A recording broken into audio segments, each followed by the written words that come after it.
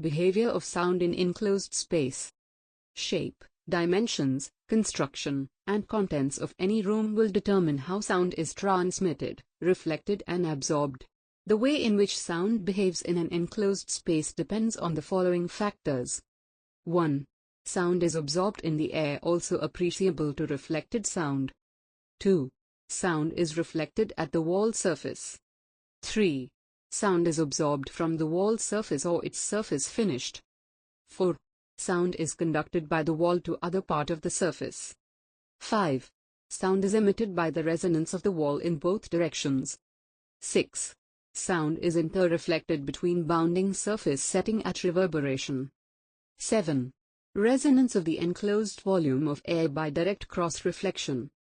In an enclosed space, however, a sound wave behaves and reacts differently based on the kinds of obstacles it encounters, such as walls, furniture and people.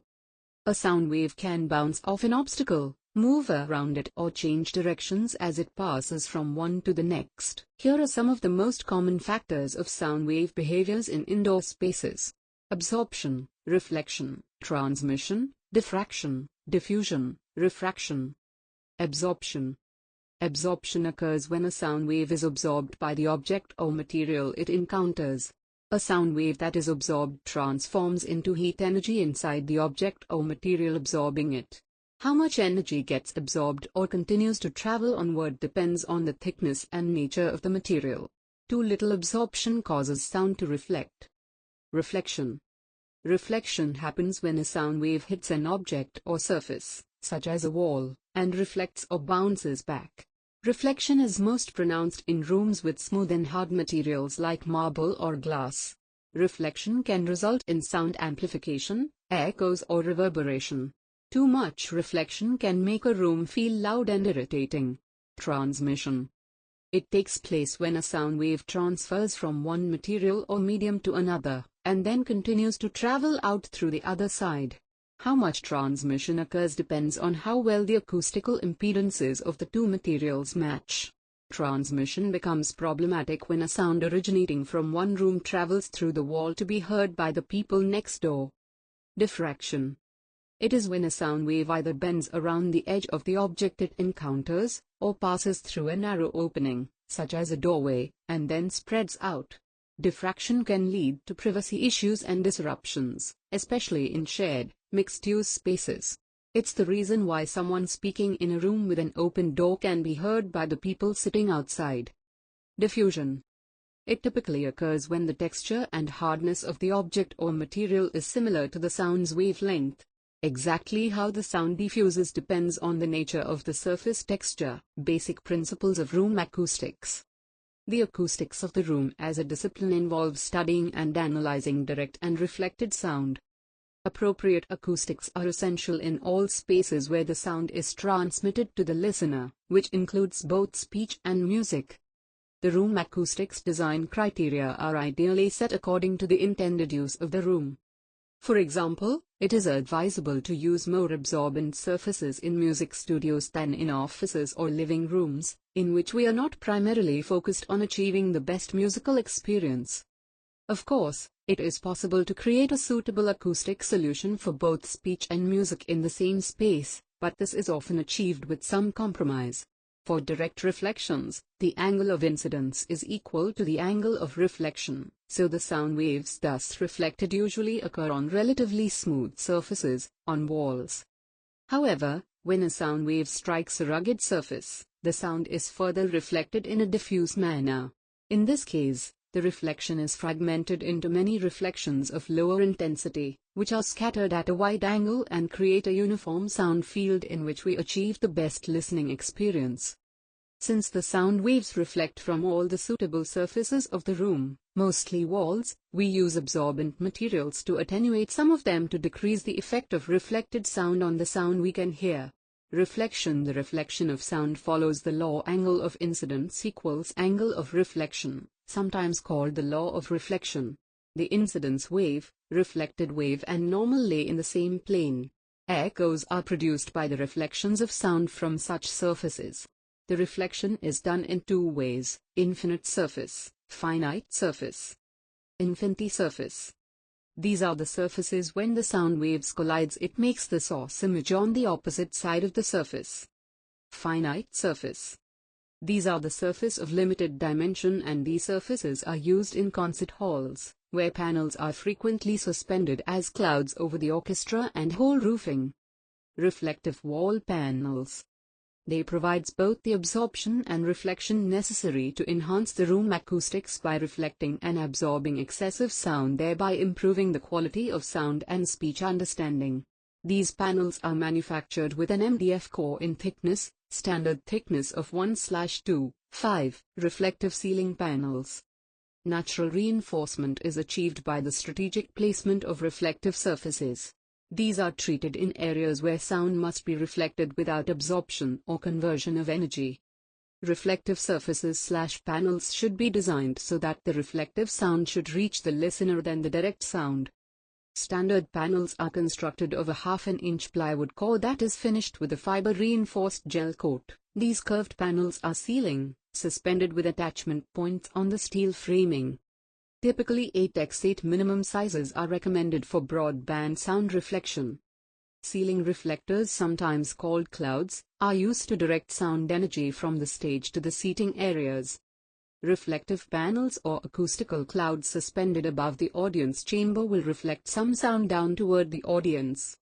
Yet, unlike the more solid enclosures on the stage, the panels are spaced apart to allow sound to enter the volume above the panels. Absorption. When sound impinges on the boundary surfaces of a room, part of its energy absorbed and transmitted, and part is reflected into the room. Sound levels in a room can be reduced by effective use of sound-absorbing treatment such as fibrous ceiling boards, curtains and carpets. An open window is an excellent absorber since the sounds passing through the open window are not reflected but makes a poor sound barrier. Acoustical panels. Acoustical design professionals often will position diffuser panels on the walls in the front 1/3 of the auditorium and suspend panels over the audience. These panels will project sound toward the entire audience. On the middle 1/3 of each side wall, a combination of diffuser and absorber panels is often recommended. The rear 1/3 of the side walls should be covered primarily with absorber panels. Depending on reverberance goals, the back wall should be treated with absorption to eliminate any strong reflections. Sound absorption coefficient. Shape, dimensions, construction, and contents of any room will determine how sound is transmitted, reflected and absorbed. The way in which sound behaves in an enclosed space depends on the following factors. 1. Sound is absorbed in the air, also appreciable to reflected sound. 2. Sound in reflected at the wall surface. 3. Sound is absorbed from the wall surface, or its surface finished. 4. Sound is conducted by the wall to other part of the surface. 5. Sound is emitted by the resonance of the wall in both directions. 6. Sound is interreflected between bounding surface setting at reverberation. 7. Resonance of the enclosed volume of air by direct cross-reflection. Acoustic absorption is the process of turning the motion of air particles into heat. This is accomplished by transferring the movement of those particles into another material, as the air impacts a surface. If no surfaces are encountered, then the sound is slowly absorbed by the atmosphere. Hard, reflective surfaces absorb very little of the sound energy that impacts them. Examples of these are metal, wood, concrete, and glass. Absorption is best accomplished by soft, porous materials. These can include common finishes, curtains, carpets and rugs, ceiling tiles, or specialty acoustic treatments, acoustic panels, ceiling clouds, baffles, stretched fabric walls, or a combination of the two. The larger the size of a space, the longer amount of time it takes for sound to hit the surrounding surfaces after each reflection. Since the surfaces absorb most of the sound, this means that it will take longer for sound to die down in a space with large areas and high ceilings. The absorption coefficient ranges between 0 and 1, 1 meaning no sound energy is reflected and the sound is either absorbed or transmitted. For example, an opened exterior window has the absorption coefficient of 1 because no sound returns to the room. An effective absorber will have a sound absorption coefficient greater than 75. If there is an excessive reverberance, absorbing material should be added to decrease it. Materials that are more porous, less smooth, of less weight, thicker porous material, mounted over an airspace, or of less mass where more energy converts to mechanical energy, have higher values of the absorption coefficient. Sound-absorbing materials. All materials have some sound-absorbing properties. Incident sound energy which is not absorbed must be reflected, transmitted or dissipated. A material's sound-absorbing properties can be described as a sound absorption coefficient in a particular frequency range.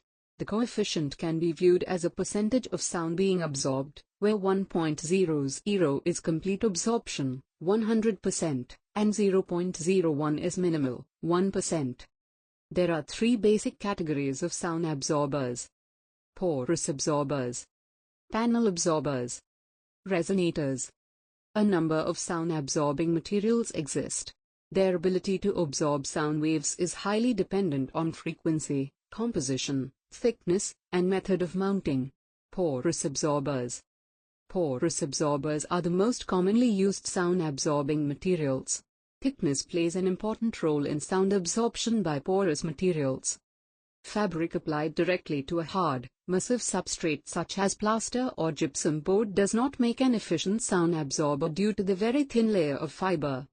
Thicker materials generally provide more bass sound absorption or damping. Materials with a high sound absorption coefficient are usually porous.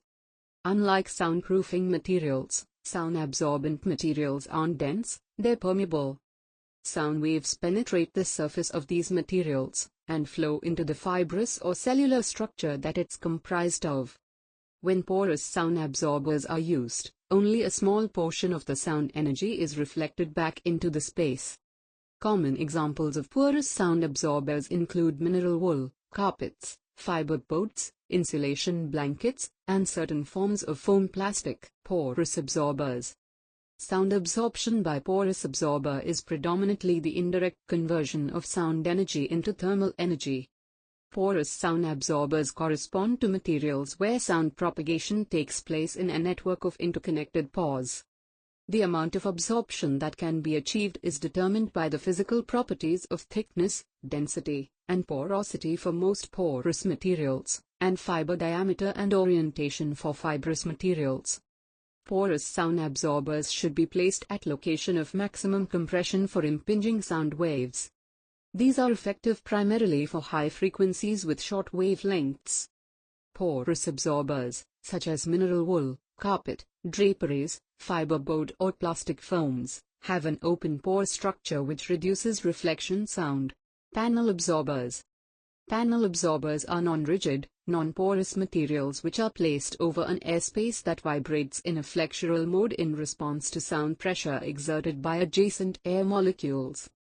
Common panel, membrane, absorbers include thin wood paneling over framing, lightweight impervious ceilings and floors, glazing and other large surfaces capable of resonating in response to sound. Panel absorbers are usually most efficient at absorbing low frequencies. A membrane or plate absorber is an air-impervious, non-rigid, non-porous material that's placed over an airspace. These materials are typically solid in appearance, and as such, they are commonly overlooked as sound-absorbing materials. Common examples of membrane absorbers are wood or hardboard paneling, suspended plaster ceilings, windows, wood doors, gypsum boards, and wood floors. Panel absorbers. Panel absorbers are non-rigid, non-porous materials which are placed over an airspace that vibrates in a flexural mode in response to sound pressure exerted by adjacent air molecules. It is usually most efficient at absorbing low frequencies. Common panel absorbers include thin wood paneling over framing, lightweight impervious ceiling and floors, glazing and other large surfaces capable of resonating in response to sound. In panel absorbers, partitions are made by single panel of sound-absorbing material. Absorptive materials are often covered with acoustically transparent surfaces, such as fabric, perforated metal and spaced wood slats. These surfaces allow sound energy to pass through and be absorbed by a material behind. Resonators. Resonators typically act to absorb sound in a narrow frequency range. Resonators include some perforated materials and materials that have openings, holes and slots. The classic example of a resonator is the Helmholtz resonator, which has the shape of a bottle. The resonant frequency is governed by the size of the opening, the length of the neck and the volume of air trapped in the chamber. A more practical example would be layers of perforated plasterboard or perforated metal corrugated sheets, where the perforations are the bottle's neck and the space behind the sheets are the bottle's container.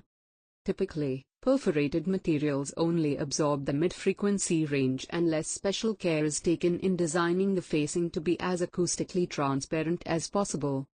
Slots usually have a similar acoustic response. Long narrow slots can be used to absorb low frequencies. 1. Acoustic glass mineral wool. These panels offer a lightweight solution for highly customizable sound absorption.